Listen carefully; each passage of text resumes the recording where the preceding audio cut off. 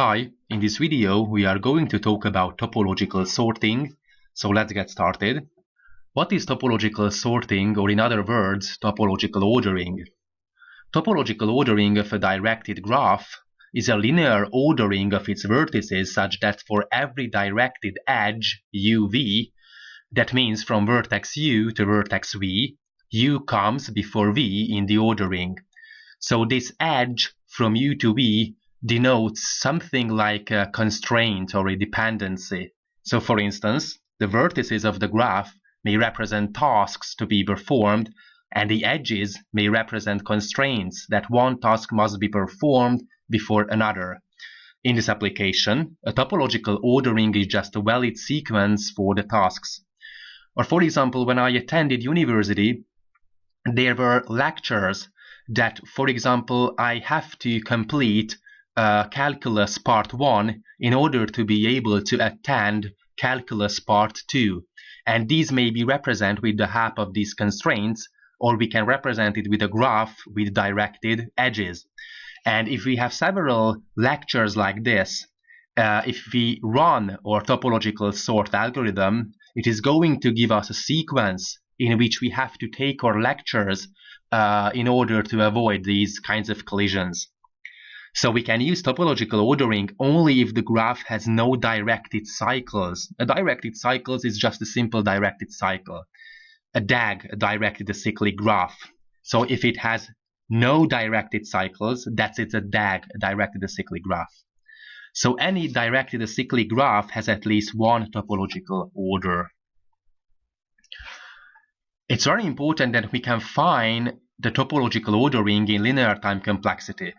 We are going to talk about knapsack problem, and we can reduce the knapsack problem. We can use dynamic programming, and we can reduce the problem to a graph theory problem, and we can use a topological sorting. And that's why it's important, because solving the knapsack problem is very hard, but we can reduce it to a directed acyclic graph where we can run our topological sorting algorithm in linear time complexity very fast.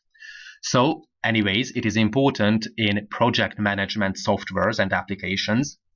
And another important fact has something to do with the Hamiltonian cycles. What is a Hamiltonian path? It is a path in an undirected or directed graph that visits each vertex, and it's very important, then exactly once. Because if we can visit each vertex as many times as we can, that's not a great deal. But it's a path that visits each vertex exactly once. So if a Hamiltonian path exists in a graph, the topological sort order is unique. No other order respects the edges of the path. It's important because in the main, if we have a random directed graph, it may have several topological ordering. But if it has a Hamiltonian path, so a Hamiltonian path does exist, then it has a single unique topological ordering. So conversely, if a topological sort doesn't form a Hamiltonian path, the DAG will have two or more valid topological orderings. So finding the Hamiltonian path is NP-complete problem, very hard, but we can decide whether such a path exists in linear time with the help of topological sorting. So let me illustrate how it works in practice. We have to find a vertex with no incoming edges, and we have to keep repeating it over and over again. We come to the conclusion that in this situation, B has two incoming edges, C has a single incoming edge, E has a single incoming edge from vertex C, D has three incoming edges, so A is the solution. It has only outgoing edges. So the first element in our topological ordering is A, and we consider this part of the graph as no longer part of the remaining graph. So here, in the next step, we will only have four vertices, C, B, E, and D.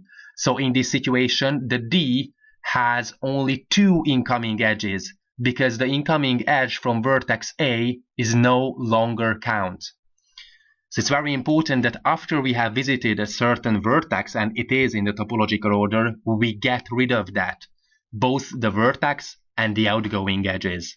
So here in this situation, the C has no incoming edges because the edge from vertex A is no longer counts. So the C is the next one in our topological ordering, and we consider this part of the graph as no longer part of our remaining graph. So here we have the E, the B, and the D. And the E is the one in the remaining graph that has no incoming edges. So the E will be the next element in our topological order. Then we get rid of these, and we have just the B and the D.